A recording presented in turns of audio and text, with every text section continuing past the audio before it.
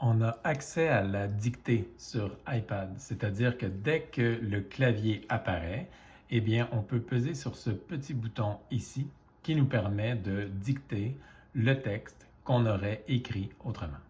Alors, il faut s'assurer, pour que ça se soit en fonction, il faut s'assurer de venir dans Général, dans les réglages. Donc, on vient dans les réglages d'iPad, on pèse sur Général, on descend, on s'en va dans Clavier. Et une fois qu'on est dans le clavier, il faut aller complètement en bas de la page pour activer la fonction dictée. Donc, il faut bien faire attention à ce que cet interrupteur-là soit au vert. Et une fois que dictée est activée, on va retrouver la fonction dictée dès que le clavier apparaît.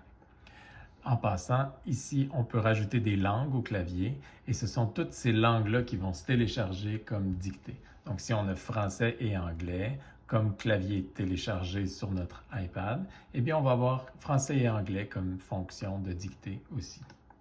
Alors, je reviens dans ma note que je vais prendre en exemple. Donc, j'ouvre une note. C'est écrit la dictée sur iPad, le clavier est apparu, j'ai le petit bouton comme ça que je peux peser pour dicter mon texte. J'écris du texte sur le iPad. Point.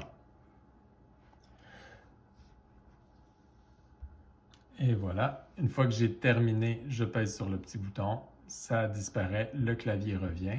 Si le iPad a fait une erreur, souvent c'est surligné en bleu. En fait, quand il soupçonne qu'il a fait une erreur, c'est soupçonné en bleu. Et on peut cliquer sur le bleu pour qu'il nous offre les choix d'écriture. Alors, c'est aussi simple que ça. Il ne faut pas se gêner pour écrire, pour dire virgule, point d'interrogation, point d'exclamation. L'iPad nous écoute. On peut même lui dire saut de ligne, etc. Donc, on peut lui donner des ordres. Ça déplace le curseur. Alors, on finit par s'habituer à l'utiliser. C'est pas parfait, mais quand même, ça fait ça peut donner un bon coup de main lors de l'écriture.